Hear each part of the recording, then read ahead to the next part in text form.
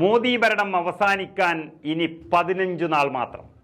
ലോക്സഭാ തെരഞ്ഞെടുപ്പിന്റെ അവസാന ഘട്ടത്തിൽ കോൺഗ്രസ് തകർത്താടുകയാണ്. ഇന്ന് 6ാം ഘട്ടം നടക്കുകയാണ് രാജ്യത്തെ ലോക്സഭാ തെരഞ്ഞെടുപ്പ്. പന്ത് സ്വന്തം കോർട്ടിലായതോടെ മുന്നേറിക്കളിക്കുകയാണ് പാർട്ടി.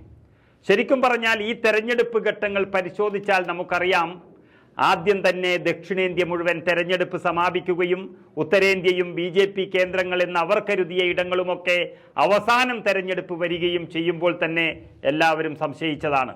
മോദിയുടെ വാരണാസി ഏറ്റവും അവസാന ദിവസമാകുമ്പോഴെല്ലാം എല്ലാവരും പറഞ്ഞു BJPക്കും മോദിക്കും വേണ്ടി തയ്യാറാക്കിയ ഒരു തെരഞ്ഞെടുപ്പ് പാറ്റേൺ എന്നൊക്കെ.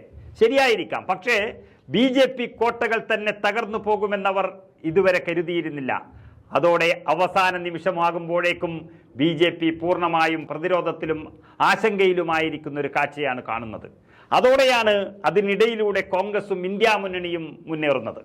കോൺഗ്രസിന്റെ പ്രചരണം ഒരു രക്ഷയുമില്ല. മോദി ഭരണം അവസാനിക്കാൻ ഇനി ദിവസങ്ങൾ മാത്രമെന്ന രീതിയിൽ കോൺഗ്രസ് പ്രചരണം ഊർജിതമാക്കുകയാണ്. മോദി ഭരണം അവസാനിക്കാൻ ഇനി 15 നാൾ മാത്രമെന്ന് കഴിഞ്ഞ ദിവസം കോൺഗ്രസ് നേതൃത്വം പറഞ്ഞു കഴിഞ്ഞു. കൈപ്പത്തി കൊണ്ടുവരും മാറ്റം എന്ന മുദ്രാവാക്യവുമായി പ്രചരണത്തിന് തീവ്രത കൂട്ടാൻ കോൺഗ്രസിന് കഴിയുന്നുമുണ്ട്.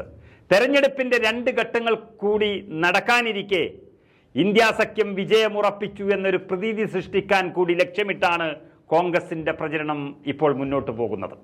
മോദി സർക്കാരിന്റെ കൗണ്ട് ഡൗൺ പറഞ്ഞുകൊണ്ടുള്ള കോൺഗ്രസിന്റെ പ്രചരണ രീതി വലിയ രീതിയിൽ ജനങ്ങളെ സ്വാധീനിക്കുകയാണ്. അതാണ് BJPക്കുള്ളിൽ വലിയൊരു ആശങ്ക പരത്തിയത്. 1ാം ഘട്ടത്തിലും 2ാം ഘട്ടത്തിലുമൊക്കെ ഇന്ത്യ മുന്നണിയുടെ കുത്തകയായ ദക്ഷിണേന്ത്യയിൽ തെരഞ്ഞെടുപ്പ് നടക്കുമ്പോൾ ഉണ്ടായ ആവേശം പോലും അവസാന ഘട്ടത്തിൽ തെരഞ്ഞെടുപ്പ് നടക്കുന്ന ഉത്തരേന്ത്യയിലും ഹിന്ദി ഹൃദയഭൂമിയിലും പോലും BJPക്ക് പ്രകടിപ്പിക്കാൻ കഴിയുന്നില്ല എന്നതാണ് വ്യക്തമാകുന്നത്.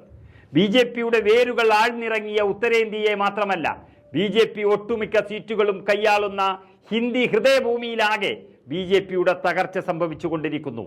അതിൻ്റെ ആവേശത്തിൽ കോൺഗ്രസ് ഉയർത്തുന്ന ഈ കൗണ്ട് ഡൗൺ മുദ്രാവാക്യം രാജ്യത്ത് തരംഗമാവുകയാണ്.